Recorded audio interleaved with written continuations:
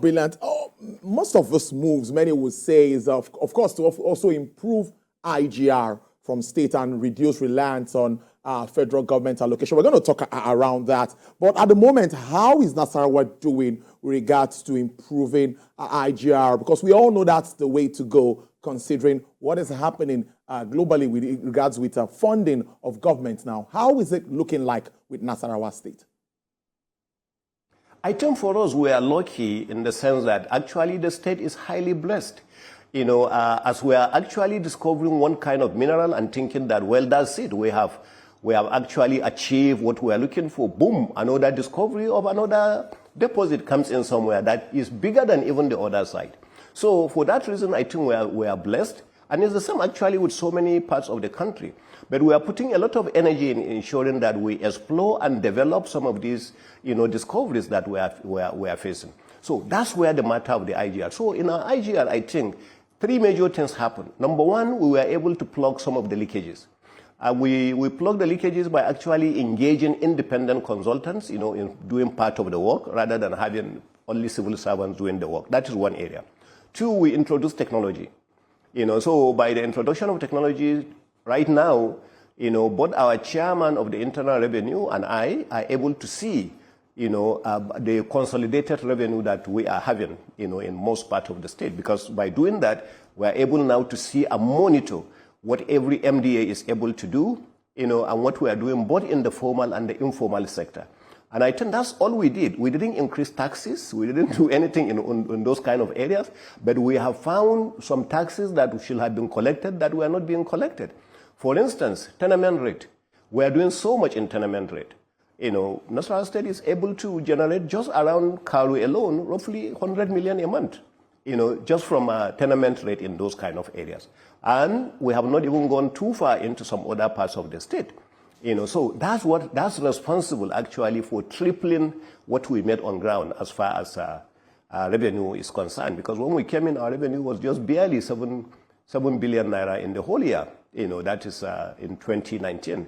Today we're over 20 billion, and we are going. But we believe that's not even where we're supposed to be. By the time we continue with most of these companies and everything there, Nasarawa should easily be able, to be generated not less than 3 billion naira a month.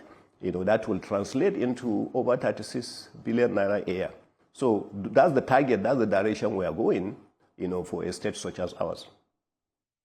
Brilliant stuff. We're also aware, Your Excellency, that you met with the Vice President earlier today. Yes, many would want to ask, and yes, we would like you to talk about it. Issues around, yes, minimum wage, fuel scarcity, and what governors are doing to support Nigerians at this time. Everyone believes that federal account allocation FAC has improved for governors, and they should do more. So what are we expecting? And can you tell us more about this meeting?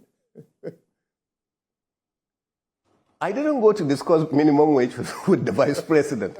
I didn't also go to discuss, because those are not things that the Vice President actually discusses with us. But the Vice President is the leader of the country. As a matter of fact, Mr. President just returned early this morning. Otherwise, he was there, and holding forth for Mr. President. So all the issues you need to be able to go and discuss with him. And the issues I was discussing more with him, one, the lithium factory that I told you we are going to process, the economic summit that we say we are going to have next week, and then one area that always interests the Vice President, whether you want to discuss it with him or not, he will discuss it with you. That's the area of agriculture. Once you come in, the Vice President will tell you, what are you doing now? Where are you on your agriculture and the rest of that? Because he is deep down rooted into this renewed hope, food security of the country, so he's deeply interested in that. And so even if it is not one of the subjects that you have, you better have it at the bottom that he will discuss it with him. So those were just the kind of discussions that I had with him. But we didn't discuss minimum wage because there is a committee that is actually working on minimum wage, and I'm sure the committee will submit their report to Mr. President, and because the Vice President are there knowing what to do. But it's a wrong impression to keep saying that the governors are not interested, the governors are not interested. No, there is a committee that has been set up. Governors are representatives in that committee. This committee is looking at minimum wage in three places. One, is looking at how much the federal government workers will get. 2, how much is going to be the organized private sector. 3, how much are the states going to pay? So that's where it is. So all the governors are saying from the last meeting, I don't speak for governors. We have a chairman, the governor of Kwara State. He speaks for governors, and I'm sure he's going to tell you some more on it.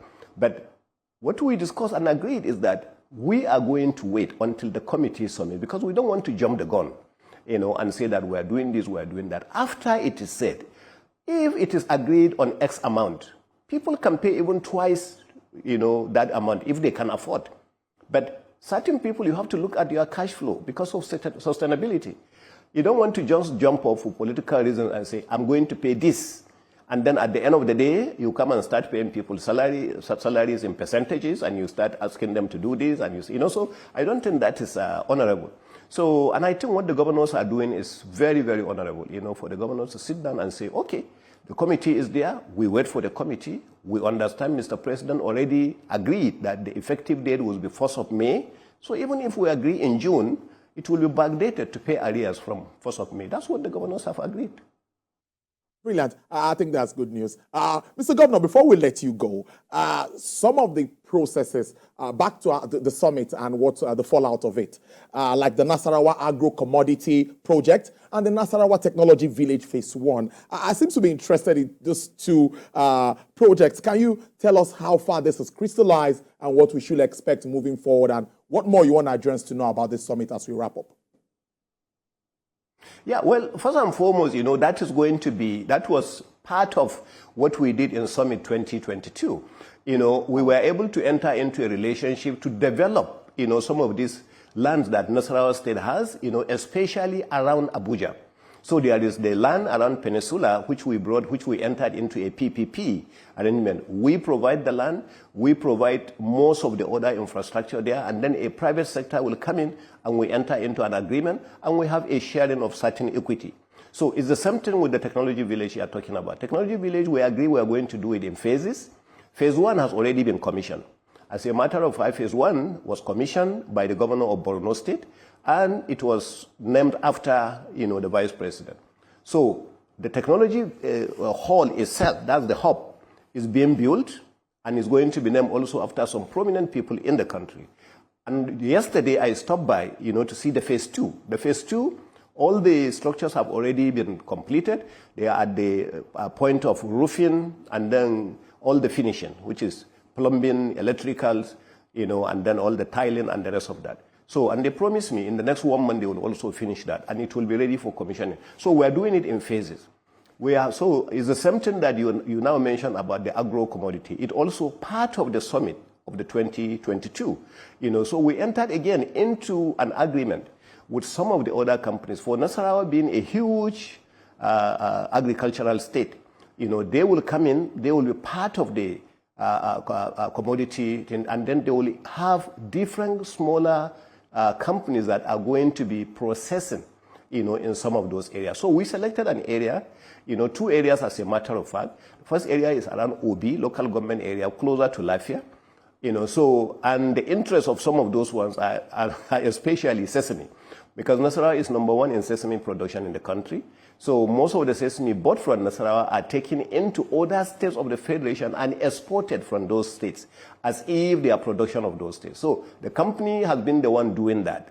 So when we say, well, we are interested right now in processing whatever we do in Nasarawa, inside Nasarawa, similar to what we did in the mining.